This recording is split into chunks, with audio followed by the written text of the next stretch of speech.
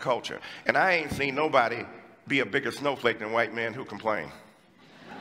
Mommy, they won't let us play and have everything we used to have under the old regime where we were right racists and supremacists and dominant and patriarchs and hated gays and lesbians and transsexuals. That, yeah, you got to share. This ain't your world. This everybody's world. And let me invite. Good point. Jordan, let's have you jump in on this idea of what you see as the pernicious danger of groupthink when it comes to ethnicity, when it comes to gender. Why do you think that's one of the primal sins, in your view, of quote, political correctness? Well, I think it's one of the primal sins of identity politics players on the left and the right, just to be clear about that. Personally, since this has got personal at times, I'm no fan of the identitarian right. I think that anybody who plays a game, a conceptual game where group identity comes first and foremost, risks an exacerbation of tribalism. It doesn't matter whether it's on the left or the right. Allow him to see clearly the issues that are before us. But that is to be complicit in the very problem itself, terminologically. You're beginning at a point that's already productive and controversial. You're saying, how can he get his equality back? Who are you talking about?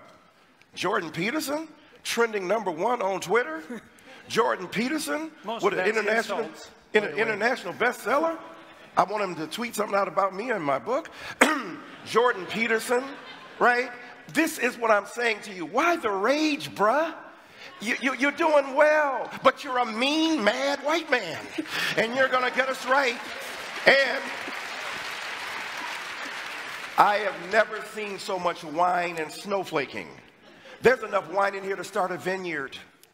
And with regards to my privilege or lack thereof, I mean, I'm not making the case that I haven't had advantages in my life and disadvantages in my life like most people. You don't know anything about my background or where I came from, and it doesn't matter to you because fundamentally I'm a mean white man. That's a hell of a thing to say in a debate.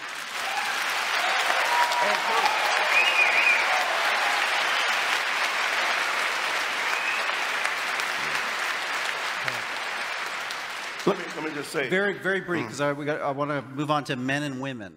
The mean, mad white comment was not predicated upon my historical excavation of your past. It's based upon the evident vitriol with which you speak and the denial of a sense of equanimity among combatants in an argument. So I'm saying again, you're a mean, mad white man, and the viciousness is evident. Okay.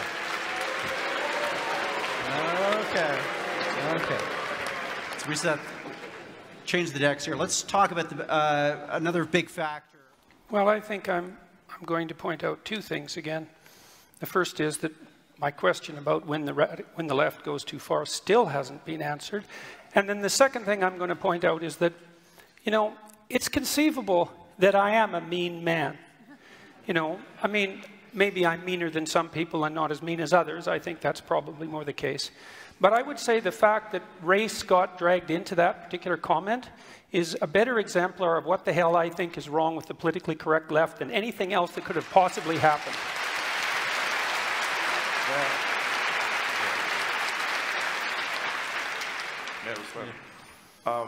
Imagine the hurt, the anxiety,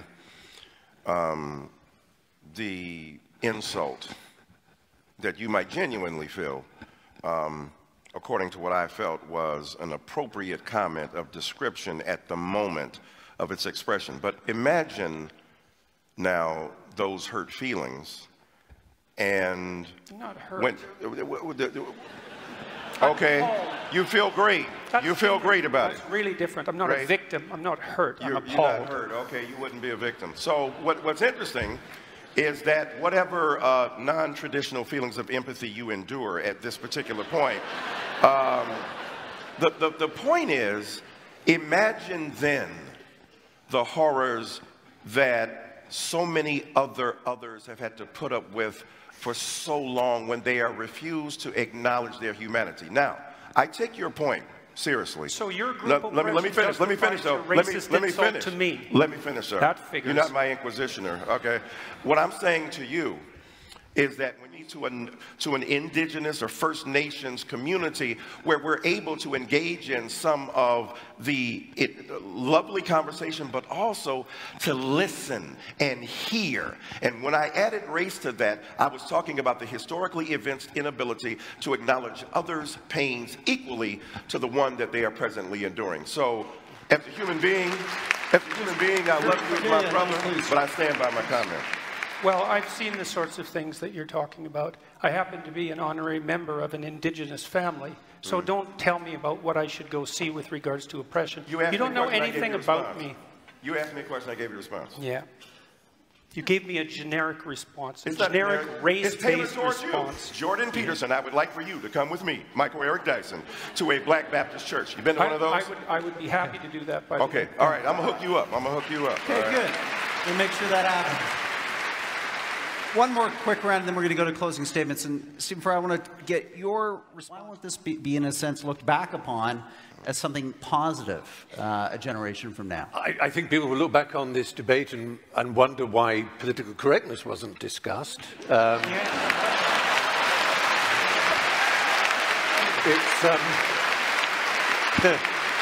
said it was... century, and to define how you think standard left-wing thinking, which has a valuable place, goes too far, since it obviously does. Has the right gone too far? Has the right gone too far? Of course the right has gone too far. Tell us how. Well, how about Auschwitz? I mean... Well, I was talking about 20th century politics. What else? More recently, what has gone wrong with the right? It's threatening to go too far in identitarian Europe, that's for sure. It's gone too far in Charlottesville. It went too far in Norway. Like, how long a list do you want? And why am I required to produce that? To show you that I don't like the identitarian right? I just thought I'd ask you. I was actually asking you a question. So your assumption is somehow that I must be on the side of the right. It's like, look, the right hasn't occupied the humanities and the social sciences. It's as simple as that for me.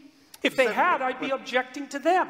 Say that again, I didn't hear that. The right has not occupied the social sciences and the humanities. And the left clearly has. The statistical evidence for that is overwhelming. Sir, what about IQ testing in terms of genetic inheritance?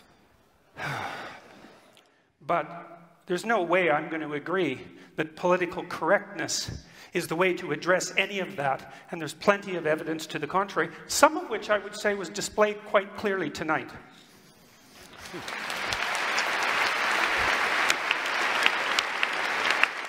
Thank you both. We're just going to do a quick discussion with the online audience who's watching right now, just to get your reactions to the debate. And maybe to start with you, Jordan. There were some heated moments here. Did that surprise you, that the exchanges that you had with Michael Eric Dyson? Well, I wouldn't say it surprised me. Well, I suppose it probably did. It just didn't seem like a very good tactical move. You know, and I stand by what I said. I don't see any reason at all that my racial identity needed to be dragged into the discussion, independent of my personality proclivity. And what I tried to, in terms of giving a brief genealogy, we didn't have political correctness as long as white, straight men were in charge.